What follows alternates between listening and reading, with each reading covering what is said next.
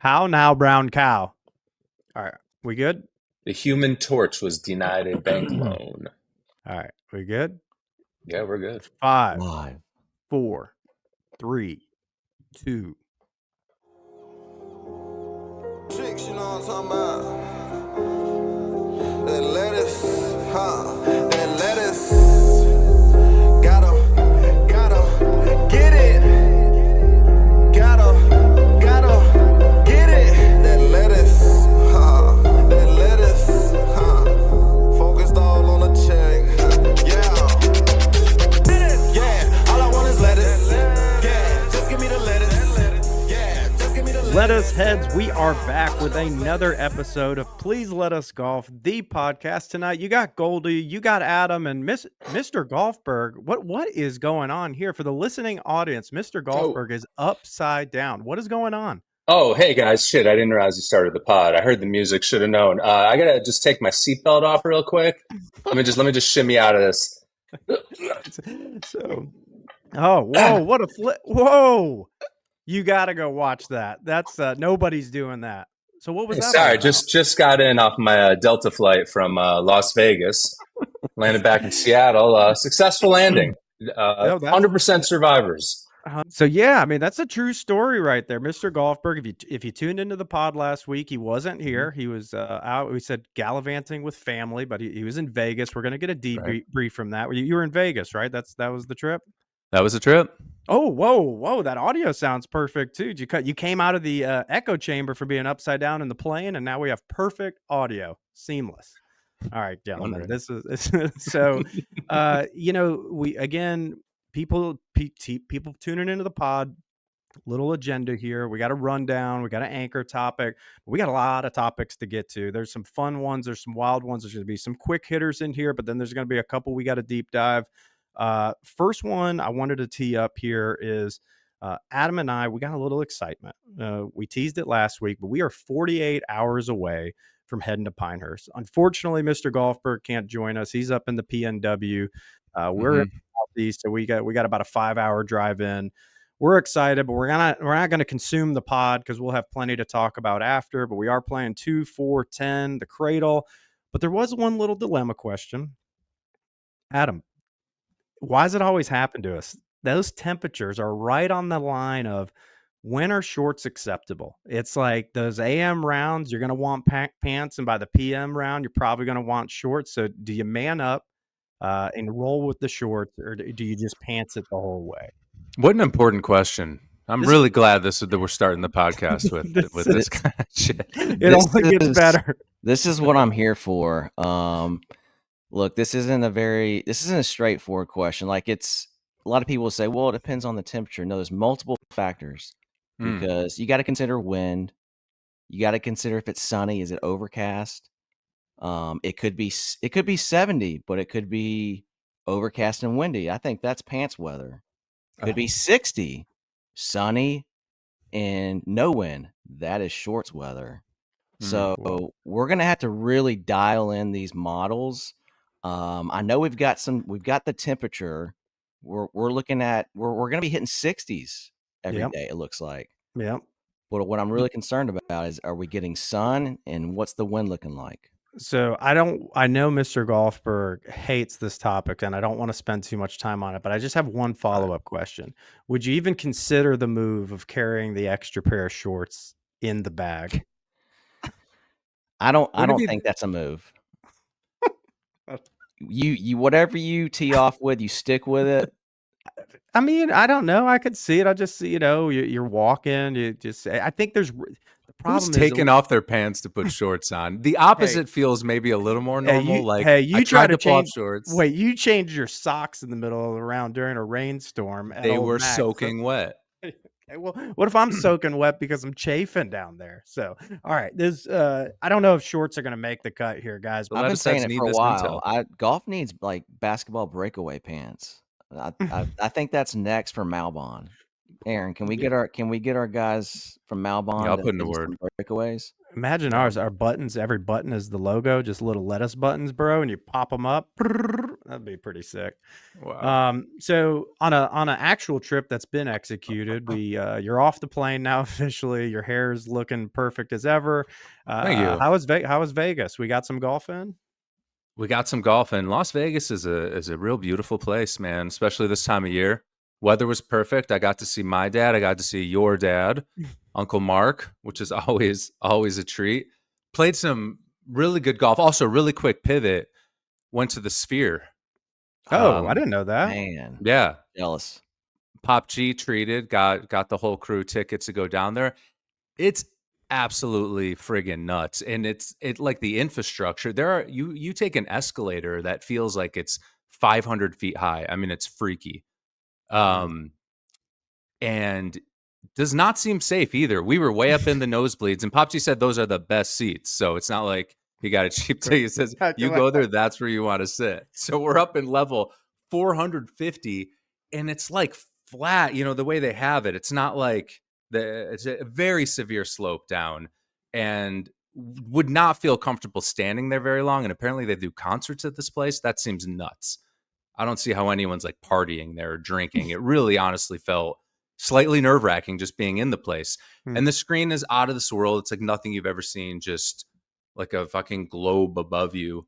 The movie was really intense. It was really strange, actually. TGL perhaps having a satellite campus in the Sphere, man. Oh my God, man. Why not? They're doing all kinds of shit. UFC was there, right? Like they're doing all kinds of stuff there. But that place is a trip. So I guess it's a must see, but I don't know.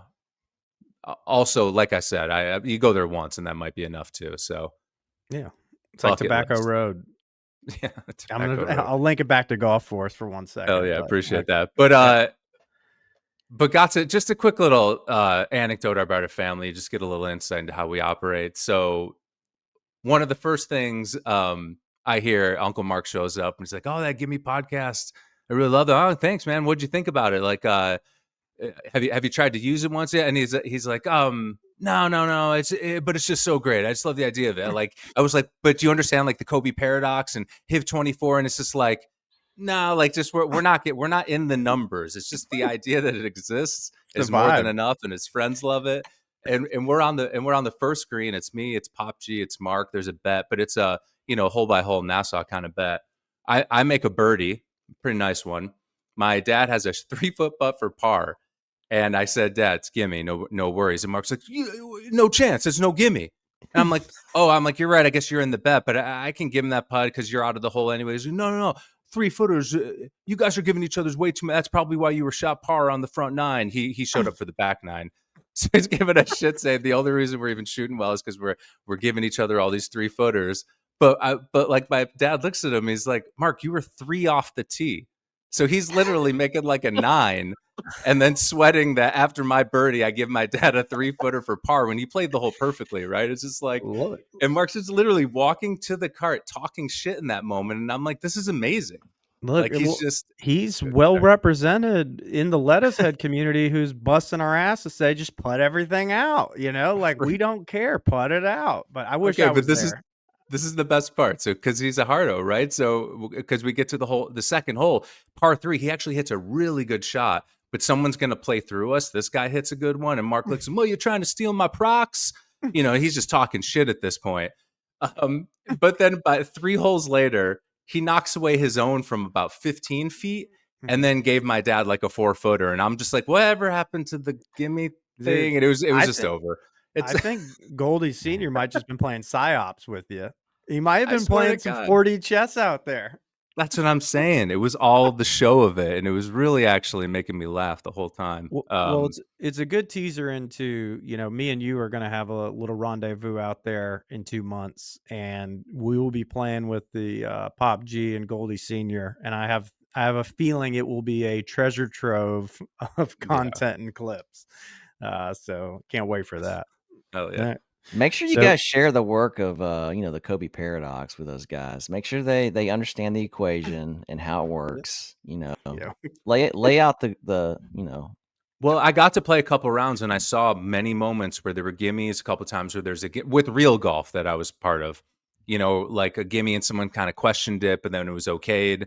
And god damn, when we can fully flesh out this thing and create something that people can actually use on the course, it's going to change lives.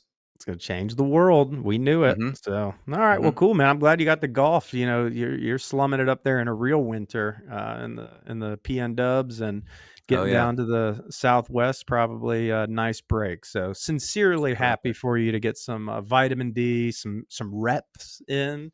Oh yeah. But yeah, we got to get you loosened up for a couple months from now. No frozen greens.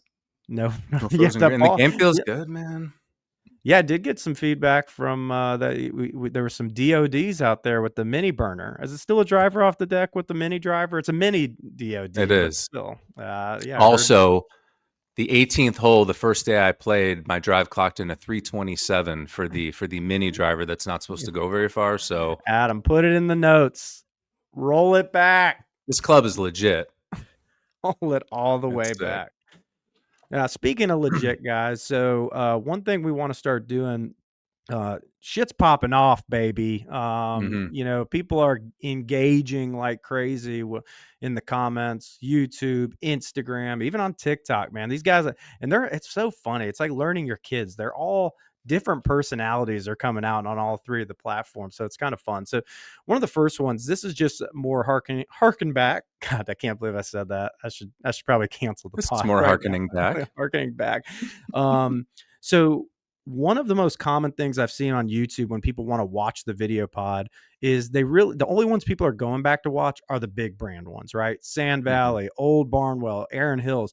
This Sand Valley Resort Review one gets the most traffic after the fact than any pod we've done. So we had a comment pop up a couple days ago.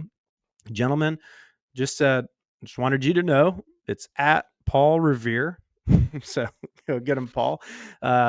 Lido is the hardest course at Sand Valley by far. And I said, yeah, we said, we've been told by many that they believe it's the hardest course anywhere. So he said, well, I played all the courses. I shot 1 over at Mammoth, 6 over at the Sandbox, 8 over at Sand Valley, and 26 over at the Lido. And I just said, sick, man. Comment of the week. We appreciate you laying out and kind of holding yourself accountable there. But man, the Lido must be a bastard, guys, because pretty much universally, everyone says it's like the hardest course in the world. And I'm like, damn, what about this course makes it so unplayable I'm assuming looking at this guy, he's probably like a 4 or 5 handicapper. He's competent, but I was like 26 over. How does that happen? Maybe he just wasn't using the law of the gimme yet. On that yeah, they needed an expanded law of the gimme, picking up at 12. Yeah, for sure. But then, popping over to more relevant news. So last week we've been tough on the PGA Tour. We kind of went after Live hard for the first time because last week they had their big Live Adelaide. We had our pod promo that was about that. And I was like, are people really interested still in even talking about Live? That's why we've avoided even getting into it. But man, the comments are absolutely popping off. And surprisingly enough, I would say it's probably 80-20 pro PGA Tour and or anti-live. One of our OG lettuce heads out here, John Fishburne Golf, he wanted everyone just to be reminded of why is the Masters so special? They focus on the golf. It's the best product on the planet by focusing on the golf. No phones, no cameras, no music, no inside the rope commentary, just golf and white bread sandwiches. So he caught a little flack from people saying, well, that's just nostalgia. It only works for the Masters. But there's some there because they lean into the golf and the whole world accepts, wow, this golf is pretty damn awesome. So I think there's more merit to that than pushback. So that's a good one. And then just after that, lots of them. It's a nightmare. It's a joke. Mr. Adam is right. This is not a serious golf league. Who was that? Let's call them out. Let's call them out. That was at Adam's mom. I don't know. That was a good one.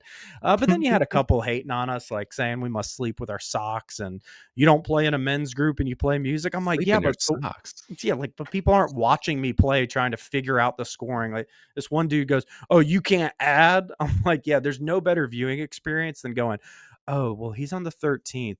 His partner's on the 4th.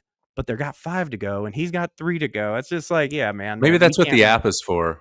You download their app; it adds things up for you it. as you're Just watching. adds it up. Yeah, it's a I really did good. see one positive comment defending Liv. It was like, it's like the whole thing is like Waste Management number 16, and I'm like, yeah, you're right. But Like always. if the 16th hole at Waste Management, that crazy stadium hole with the thousands of people drinking like maniacs, like if that hole became self-aware and turned into a tour, that probably would be Liv, and it would be the most obnoxious shit on earth. It just needs to calm down a little bit. There's no balance out there. Yeah, not to go on another rant about Liv, but it does feel very AI generated, like everything they're doing, like even just like the color scheme where it's the lime green against the black, and I don't Too easy. who's at like nobody's asking We've for seen that. Yeah. What are they, Monster Energy drink? Well, and as we're talking about Live, guys, that's probably a good segue into today. So we're recording this a couple days early, but it broke today on Thursday. So you'll What be listening happened? to this Tuesday. Another meeting with Trump.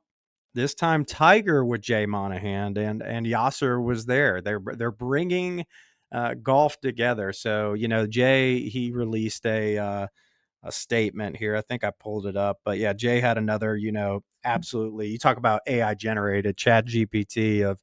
We have just concluded a constructive working session at the White House with President Trump and Yasser. Blah, da, da, da, da, da. Thanks to the leadership of President Trump, we have initiated a discussion about the reunification of golf. We are committed to moving as quickly as possible, and we'll share additional details as appropriate. I like how now everyone had a discussion that they're committed to reunifying the game of golf. But it goes back to, we talked about this a lot last week, but I don't have overarching confidence that anything good's going to really happen. It smells really fishy. Not one person in that room is capable of putting this thing together, or is a person we should be trusting or relying upon. Not one of them. Adam Scott is the only one I give him a little grace because he's a golfer. He went to UNLV. He's cool. Yeah. I heard him talking to who was he talking to recently? Foreplay guys or some? Who was he? Oh, Grant. He did a video. But he did that. He was dropping a lot of interesting stuff out there, so he's cool. But none of these guys. Oh man, I'm horrified for the future. Who do you guys think is more desperate to get this deal done? You think it should be Liv or the PGA Tour? I think PGA Tour. I agree.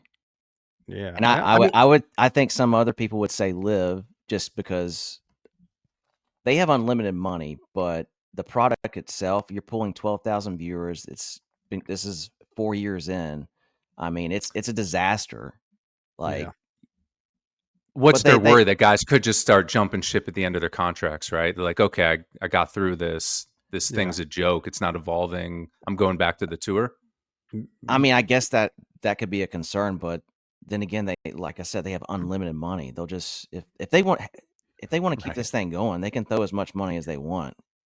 Yeah, and I think if anybody's going to quote fix the game, it's going to be the PGA Tour side. It's not going to be the Live side. So I think they need it, and probably we need it a little more, but also the fact that Jay Monahan and Tiger's taking that meeting. We're as big of Tiger fanboys as they come, but holy shit, I want him so far removed from any decision making of the future of professional golf. It's not even funny.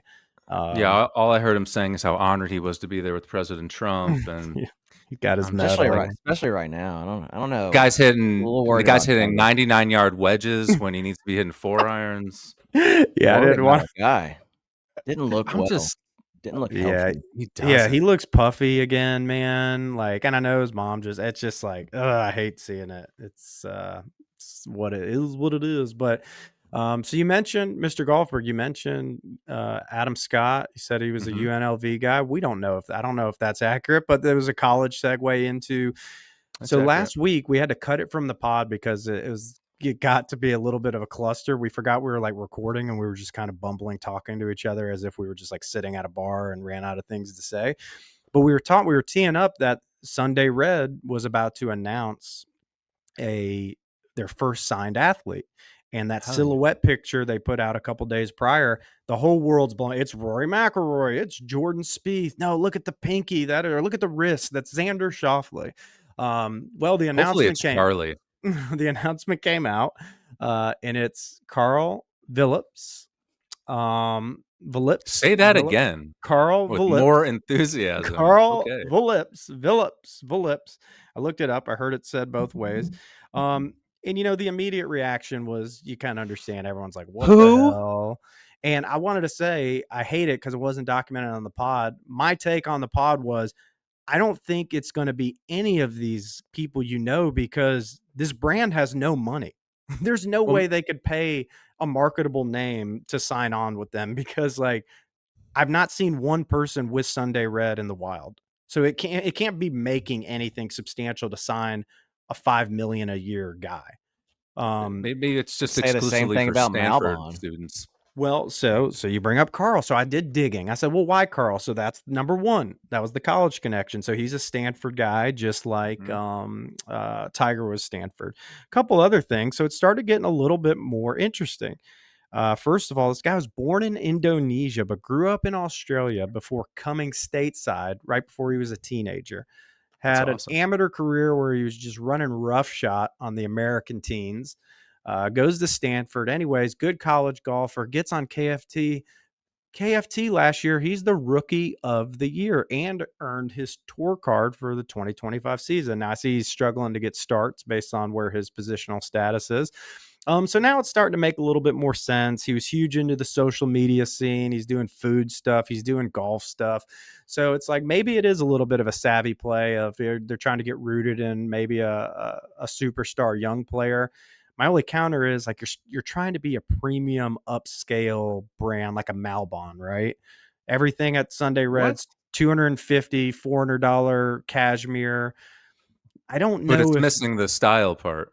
Yeah, well, you can argue that part. I get the it. Culture But from part. the price point piece is, it's just kind of like, are you just going to throw out a bunch of brand athletes now? And like, no one's buying this because Carl is wearing it. Maybe they can get the last laugh if he becomes a top 10 player in the world in a few years. But he's like your third pick though. Like if you were gonna roll out three guys that are gonna start wearing Sunday Red, like your first two guys need to be some semi well known golfers. Yeah. You don't start your golf brand with Carl, whatever his name is. It's just another lame ass move by Tiger. He's just not. It's not cool on any level, which is why like the Jordan brand is so powerful. He's like, no, it's cool. He's the KFT rookie of the year. No. Everybody knows that. It's like, dude, anyone who's not from Indonesia. I'm in the 0.01% of golf consumer, and before I looked it up, I had no idea who he was. So. Yeah, I mean, and you would kill to sign with Jordan, right? And then you'd have killer swag and just like the legend. And I just don't. Tiger just never created that kind of aura. He was the Terminator. He was like on his own on an island, but he never really had more in the community, even amongst like the other golfers. Not till he got injured and way later. He's just kind of like, it just feels like antithetical to kind of how he is. I don't get it. I don't get the play. No, right there with you, Adam. Any closing thoughts on Sunday Red? You got your order in? You got some Sunday Red for Pinehurst lined up? Should I say, do you got your outfits picked out yet? No, not very at all. important. Good news is I have every pair of shorts and pants in the same color, so I'm good on the color scheme. Whether it's shorts or pants can be a game time decision, so I am happy about that. You got light pink and light blue. Yeah, I somehow wear the same two things, and I'm expanding right now, so I'm limited in my options. All right, gents, I think I want to move on to our piece de resistance. It's a little surprise for you guys. I like surprising you at the end of the pods. I hope, the people that stick with it, holy crap, the back half of our pods, there's nothing like it on the internet. Nope. You're not going to find the creativity, the pizzazz, the energy, the takes, the witticisms. The first half sucks, but the back half is great. Well, you got to warm the math, the science. Yeah. We're going to put your ass through the ringer. So I wanted to pull something up for you guys real quick. So yeah, this is not where you thought I was probably going to go, but let me tee this up real quick. Boom. Whoa. Masters odds. So within 50 days of the Masters, you're like, how is this creative? We're going to go through some odds though, but guys, real quick take here. You got, just look at it. I know this is your first time probably running down the odds board. Scheffler plus 350. So you're talking, he's approaching Tiger numbers. Remember, Tiger was like plus 200, plus 150 in his like peak. Next is McIlroy plus 760. Then you got Rahm at plus 1075. Then you start going down the board. So you got Sanders hurt. Yeah, what does that mean in normal parlance? Like, so Scheffler's like 3-1. Yeah, basically. 8-1, 11. Okay. Yeah. So so you go down the board here. It's kind of interesting to me. You got Brooks and JT at plus 2,500, but then Spieth and Cantlay at plus 2,900. I don't know about you guys, but I think I'd be more rolling with that 2,900 than I would be the 2,500 right now. Yeah, I really like those middle of the pack guys. That 25-1 for Brooks and JT, or 29-1 Spieth and Cantlay. That's good where money. I'm sitting. So when you get down the line Those here, odds but suck. Yeah, but it's not even bad if you start talking. If you're talking about putting $100 down, even look at 3,200. Hatton, Cam Smith, and Victor Hovland. That's plausible to me.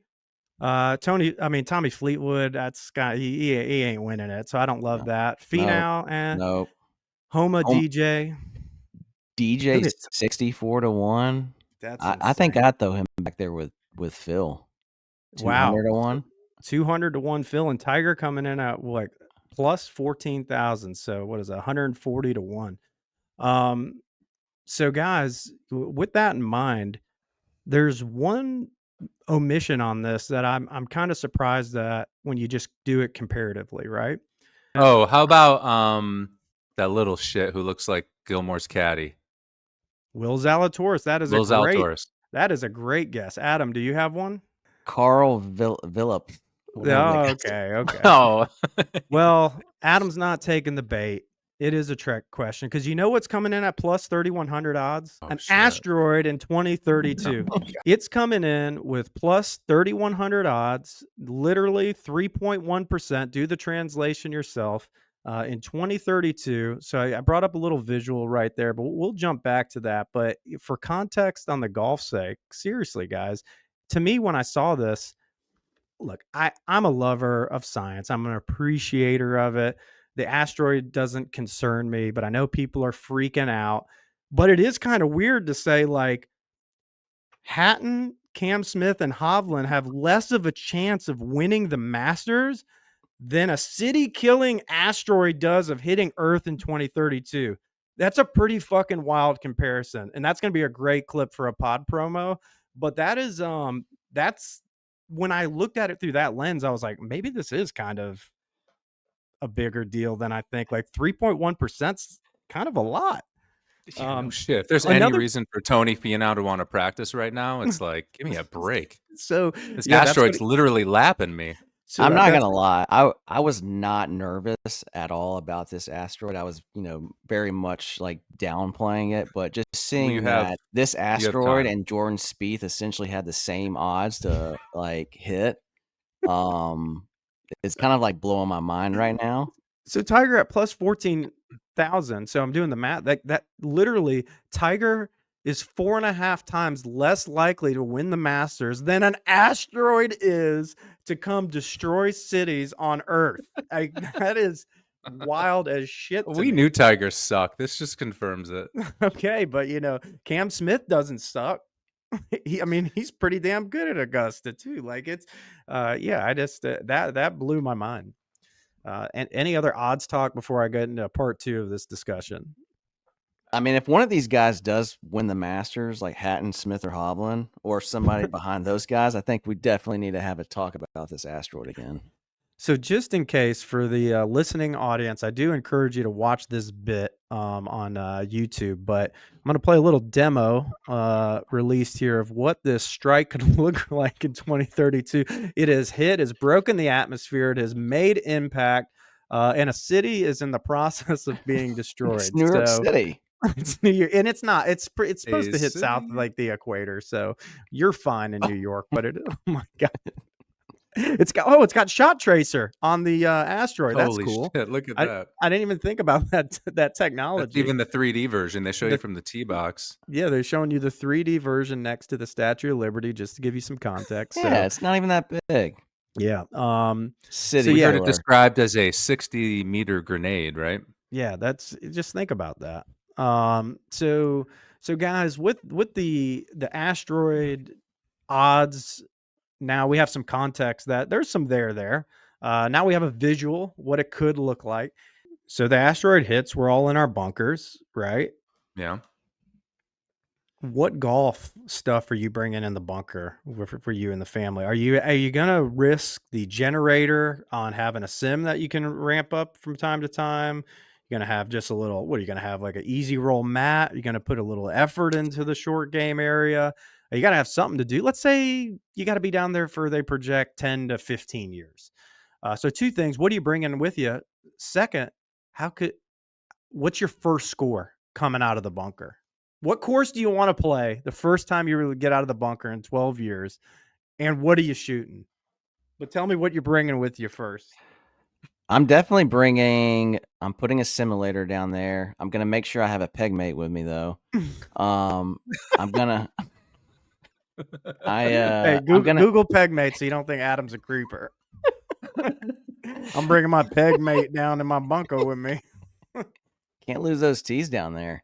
Yeah, putting mat. I mean, I think that's all you need, right? Like, if you get a simulator and a putting mat, like what else do you need? It kind of sounds amazing, guys.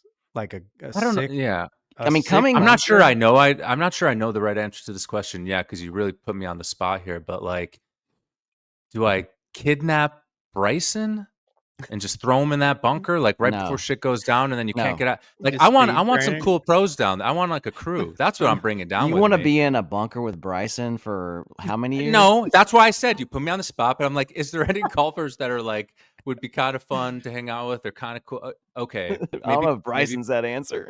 No, maybe Paige. Somehow, invite, like Rick Shields is in the bunker for 12 years just doing product reviews. Is there a single golfer you'd even want to hang out with? No. Maybe, coming out of the bunker, maybe I'm a scratch player coming out of the bunker, just hitting on the simulator every day. That's what I was saying. The 7 years is actually not the right exercise. The exercise is really how good could you get at golf in a bunker? Just getting faulty information and bullshit numbers. You come out of it. You come out like, I'm hitting draws, man. I've been hitting draws I've been slinging summer. These draws. I've been hitting like 330 now. You get out there the first hole, you're like, dude, it's flying 250 out here. It's like a duck hooking it. The atmosphere's all fucked up. Goldie's gonna have a real problem because he switches out clubs every 2 years, so he's gonna be like playing with the same clubs. Good point. Dude, you better. Plus, you need a big ass bunker because you need 30 feet of clearance on every side. So yeah, you're gonna have a shitty sim experience. I'd rather go for a short game. I'd want a nice green and maybe like a little chipping area or two, and maybe you could get some sand, like get some of that underground. Oh, you go up for a quick, reconnaissance run and get some of the meteor sand and create a little black bunker down in your bunker. I mean, that'd be sick. I'd do that. Yeah, see what it does to like the like a Vokey wedge. It kind of like gives it that rusty, that meteor look. But that'd be nice. But I was trying to think like a golf coach I could kidnap. I'm really on the kidnapping thing. Like, who do you want down there? If you really want to get good, like, we're down here, buddy. So just tell me, am I fucking coming in too early? Am I coming in too late? Am I pronating? Feels like unfolded lawn chair, man. Unfolded launcher right now. It'd be fun, but I mean, the family down there. I don't know. I have this weird thing that, like, maybe imagine like let's say you had the generators, you had the bunker, you had. How many people in your extended family and friends have died though? Just let's get that in the equation as well. So I guess that's the thing. Like, that's why I say keep your net small. He's just I don't know. It's almost like, would it be amazing? Just like you and the fam just chilling. I mean, I guess you don't have the internet, but if you just had a way of, is there a way to preserve the internet? Like, why does the internet go away if an asteroid hits? Those boys are going to be really happy too as they get older, and there's just you around and mom. Like, fuck. That bunker going to get gross. This wouldn't go well with my boys being 4 and 6 years old, going down to a bunker and just being in a confined space with them for 8 years. Would you bring Mulligan with you? Absolutely. Mulligan's part of the family. Well, it's a food source. In a Things pinch. got desperate. I don't know what. Oh, maybe this is a good callback to the golf snacks episode. Adam would just have like how many Uncrustables could you fit down there? Because are they I mean, they're non-perishable. I'm sure they have an expiration date, but it's like it's But probably good they for a got to few be years. cold though. Yeah, but you would just Okay, but dig you're in a out underground and like create like what caves that'll keep your food cold. You'd be fine. yeah, just a Okay. wet, slow drip. You don't drink that water though because it has some asteroid Uranium in in it. it. Uranium. Well, that's another thing about these asteroids. People don't realize. Back to the science lesson. They don't know the makeup of them always until they do a lot of investigating, and they're made up of different things, which means like some of them like are going to explode over the earth. Some of them are going to be an impact crater. The angle at what that's like the TrackMan they had on that thing. The angle of attack and descent matters a lot for the atmosphere's ability to break it up. So, there's so many factors. Hopefully right at impact he zeroes out like Tiger and Yep. just kind of just goes over the horizon. Optimizes that spin. Gets real shallow. Yeah. I'm really happy I just said something nice about Tiger after all It the shit is. I was talking. Yeah. What other golf puns can we do? That the smash gonna factor of save the us. asteroid. How efficient is it? Yeah. Could you imagine TrackMan? The asteroid, it would literally be like, oh, this thing is. It would be either like, oh, this thing is 6 foot. This thing is 65 football field sizes coming down right now, and then they're like, wait, what? It would show it hitting the ocean though, and then just stopping on the surface. Yeah, that would be the simulation. It's like, oh no, this one's coming in hot, but it's just gonna come to a nice. Oh no, it hit water. It's just floating up there. Fucking Sims. Damn it! Shit, I don't want that shit in the technology. bunker. Yeah, I don't know. Well, I mean, what are you gonna do, man? But I think I taught myself how to golf when I was 16 with a book that Greg Norman wrote. well, you could like think this about how many big-ass times you could book. read it. Over. Golf My Way. Was that it? No, I think is that Tiger's book. They all have a book like that. You said it so confident. Oh, that's Golf My Way. Oh, is that it? He's like, no, It was Golf My Way. Yeah, that's what it was. So you get out of the bunker, guys. Oh man, where are you clawing? What's it like first? up there? Can you paint the picture? Do you think it would get well? It's a little. It's kind of like Seattle this time of year, but everywhere. But it's hotter than you think it should be. It looks That's like good. it's cool out. Are you wearing pants or shorts? Oh, it's definitely pants, but that's just because that atmosphere has a little. It might be some like shards of diamond that's broken up into the sky, so you just got to be careful. Right. It's just prickly. Protective gear. I wonder if like wear your thermals. Yeah, I don't know. And again, guys, this is a city killer. It's not even a like planet altering event. It's a nothing burger, but it has better odds to hit than Cam Smith does to win the Masters. So I think that is still a little. It's of note. Worth paying attention to. Worth paying attention to. Adam, any closing thoughts? I'm just curious. I mean, you seem to be paying attention to this asteroid like really closely. So as it gets closer, like they're going to be able to narrow down like the exact spot that it's going to hit, right? I don't know how far out that'll be. If it's like a year out, they're going to say, "Hey, this is going to hit Florida or whatever." It's going to get rapid. And this is the non-fun part of the pod. I should just play the part and say, nope, it's just we'll know 15 minutes prior. Fucking what run, are you baby. Even worried about? We got Trump and Elon Musk. What are we even worried about? They'll be gone by the time this asteroid gets here, though. It's more. I don't think they're going anywhere. Yeah. There might be a emergency declaration if we know we got an asteroid coming. Yeah, and I mean, good point. But Adam, everyone, don't worry. We are repurposing the James Webb Telescope, the most sophisticated device in space right now. It is in March, going to validate exactly how big this thing is, exactly what its composition is, and have a much better idea of trajectory. So it's probably going to go down to sub 1%, and they're going to stop caring. Or maybe it's a little bigger than you think. Maybe it's made out of some material that's going to definitely cause an impact and not explode over in the atmosphere.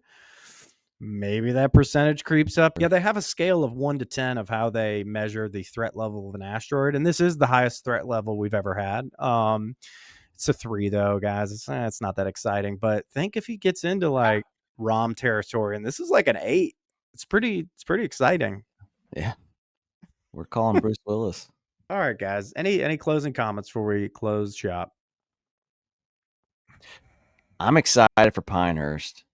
It's upon us. I'm excited for you. Yeah. I'm excited that we're only having to drive 5 hours there rather than flying after all these, Yeah, big. Yeah, it's tough. I'm really happy for you guys. I'm jealous for you guys. Jealous of you guys. Oh, you know what? I might have to edit this back into a segment. I forgot a little tidbit. I didn't put it in my notes because I said I would remember it. That was a fail. Scotty Scheffler would overrated. Do what? Overrated. If Scotty Scheffler maintains his status as the number 1 player in the world every week between now and the time the asteroid hits, he's still 3 years behind Tiger Woods. Holy shit. So hell yeah. Yeah, I mean That's insanity. That was diving deep into that. All right, guys. I'm good. I'm done with this episode. You guys are done? You done? Complete. Complete. Yeah, we have completed the exercise. As always, thanks for tuning in. Comment, like, subscribe, and most importantly, stay plugged. Peace. Existentially and otherwise. And remember the Kobe paradox.